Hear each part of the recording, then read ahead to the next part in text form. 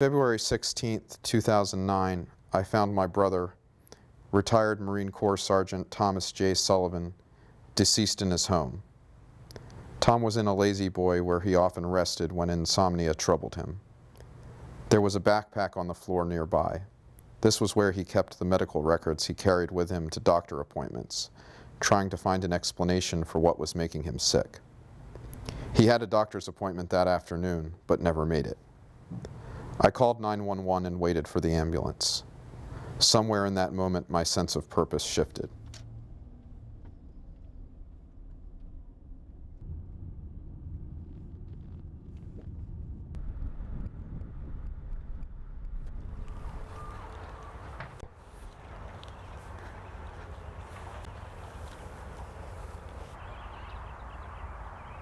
My name is Dan Sullivan.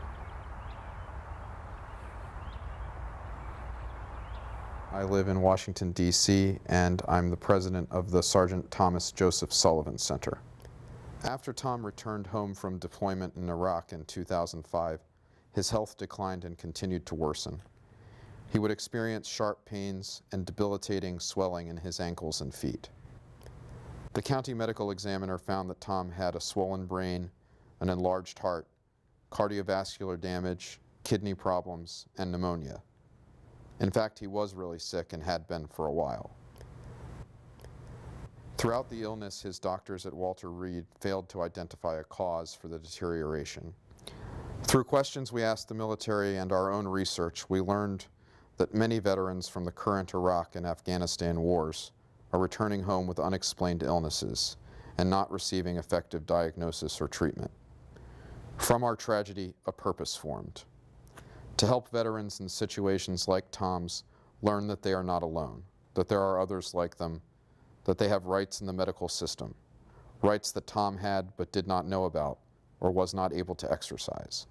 Also to push for reform in the military medical system so that veterans returning home get the medical attention our nation owes them and which its laws demand they receive.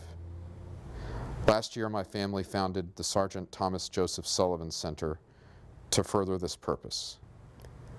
The purpose of our organization is to find people like Tom who are trying desperately to find a cure for diseases or illnesses that their doctors may not be recognizing, and to help pick up where Tom left off. Tom's death changed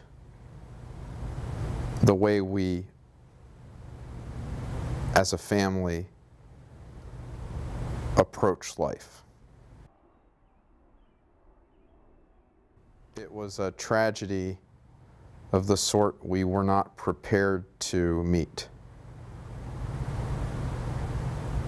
But I think instead of feeling defeated by that tragedy, we have taken it and we plan to turn it into a victory.